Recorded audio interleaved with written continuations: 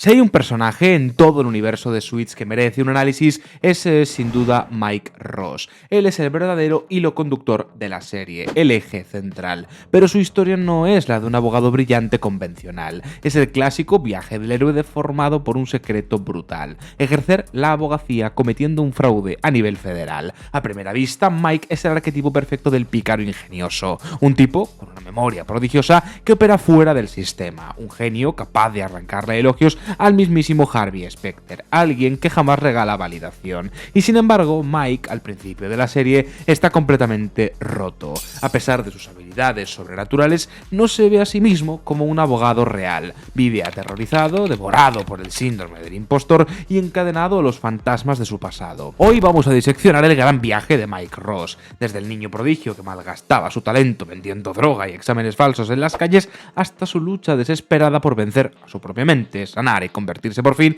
en el abogado que siempre estuvo destinado a ser. Bienvenidos al análisis de uno de los personajes más intrigantes de la historia de la televisión. Bienvenidos al análisis de Mike Ross.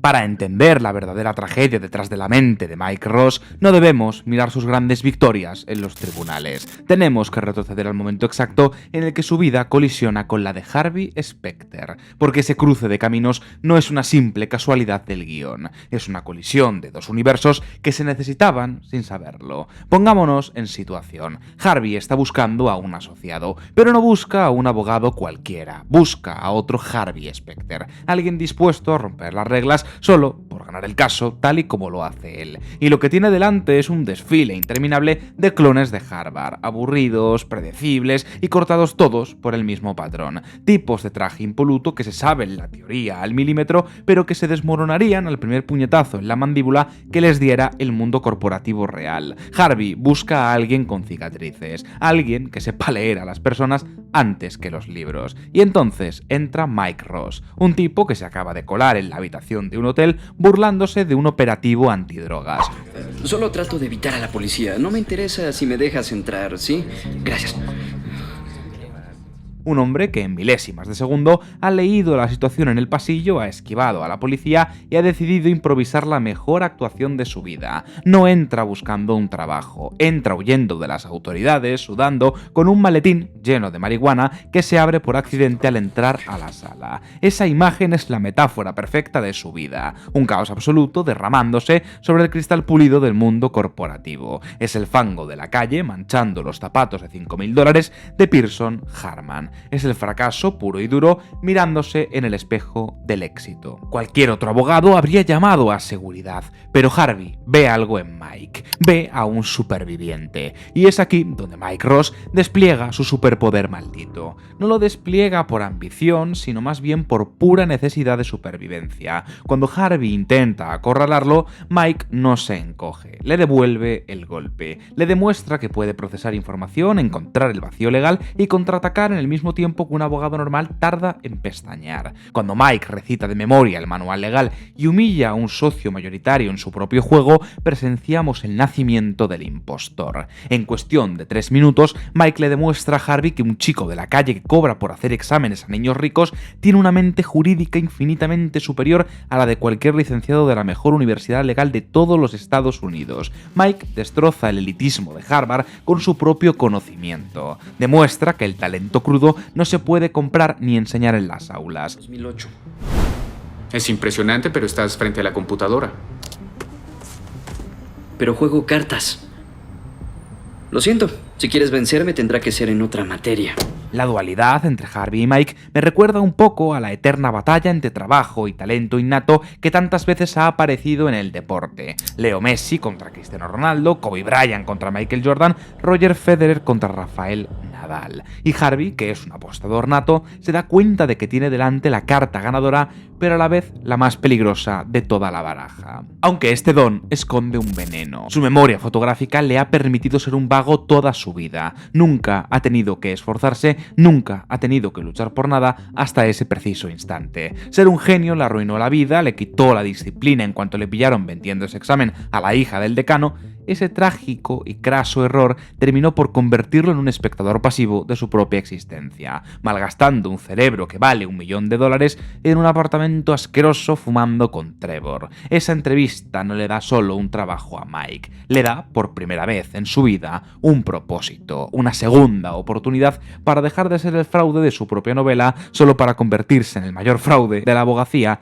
de una ciudad plagada de buitres como lo es Nueva York.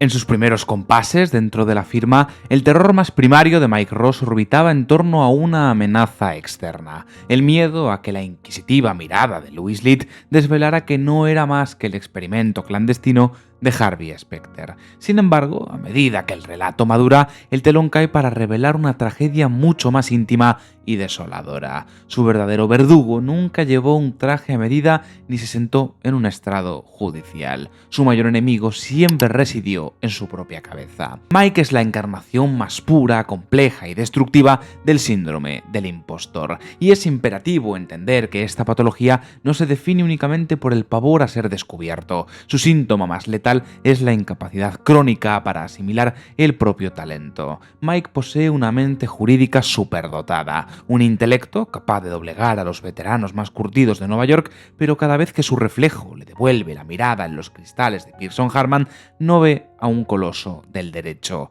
Sigue viendo a ese joven quebrado y sin rumbo que malgastaba su brillantez cobrando por hacer exámenes a la misma élite que lo repudió. Esta severa fractura psicológica es el motor de su constante autosabotaje. Mike no explora su carrera, Mike, más bien, trata de huir de ella. Ese es el verdadero motivo subyacente de su periplo errático y de sus incesantes bandazos profesionales. Cuando abandona la sombra protectora de Harvey para refugiarse en clínicas legales de dudoso prestigio y sueldos raquíticos, se convence a sí mismo de que lo hace guiado por una superioridad moral. Se escuda en la ética. Pero la cruda realidad es que en el barro de los casos menores encuentra consuelo. Allí, en la mediocridad del anonimato, no se le exige la excelencia de las grandes ligas. Siente en lo más recóndito de su psique que ese es el único estrato al que genuinamente pertenece. Y cuando la asfixiante presión del mundo corporativo amenaza con devorarlo, ejecuta su huida hacia adelante más radical, despojarse de la toga metafórica para renacer como una especie de banquero o consejero de inversiones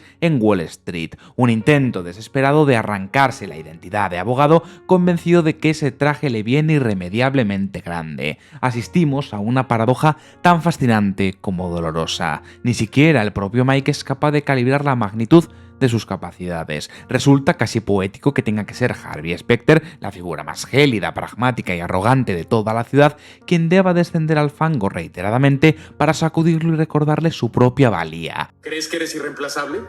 Conseguí todo eso de un colega que elegí al azar. Hacía esto antes de conocerte y lo seguiré haciendo mucho después de olvidarme de ti. Harvey, de verdad lo siento, pero necesito que me escuches ahora. ¿Escucharte?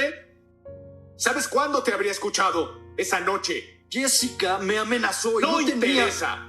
Si alguien te intimida con alguna amenaza, vienes conmigo. No me interesa si es la reina de Inglaterra. Vienes conmigo, me dices y me cuentas lo que sucede. Esa es la maldita lealtad. Harvey contempla a un titán adormecido. Mike solo es capaz de vislumbrar en sí mismo a un farsante. Su propia mente opera como una especie de grillete, el único inhibidor real que le impide erigirse como el formidable abogado que estaba destinado a ser. Pero la huida no es eterna y no se puede escapar del propio fraude indefinidamente sin que la realidad te exija un cambio de 180 grados. Tarde o temprano, la inercia de la falsedad colapsa. Y para Mike Ross, ese inexorable punto de no retorno no llegaría en forma de un despido disciplinario, tomaría más bien la forma de una condena a nivel federal.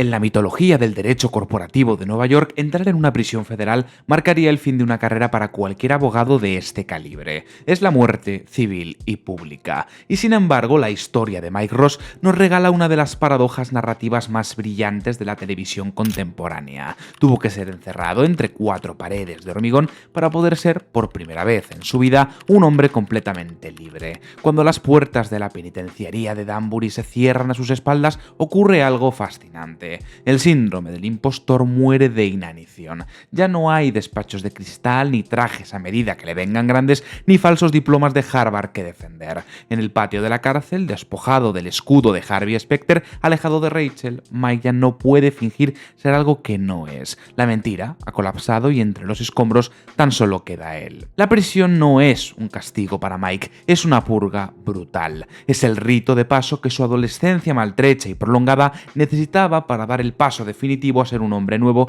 casi como si la cárcel fuera para él una suerte de crisálida. Entre rejas, Mike aprende a base de golpes lo que significa la verdadera responsabilidad. Entiende que sus atajos y su genialidad sin disciplina estuvieron a punto de arrastrar al cadalso a la única familia que conocía: Harvey, Rachel, Donna y Louis. Pero aquí reside la gran reflexión que casi nadie es capaz de ver cuando visiona esta serie. El verdadero giro de guión de esta historia no es que un chico brillante sin título lograra engañar a los mejores bufetes del país. El giro maestro, la verdadera y poética ironía del destino, es que sentarse en la cima de la abogacía corporativa lo convirtió en un delincuente. Pearson Harman le enseñó a extorsionar, a saltarse la ética y a jugar a ser Dios con las leyes. Tuvo que ser el pozo más oscuro y repudiado del sistema penal el que le enseñara a ser un hombre de ley. Una cárcel llena de criminales le dio la brújula moral que un rascacielos lleno de abogados le había arrebatado. Y por eso, cuando Mike Ross cruza las puertas de salida y respira el aire de la calle,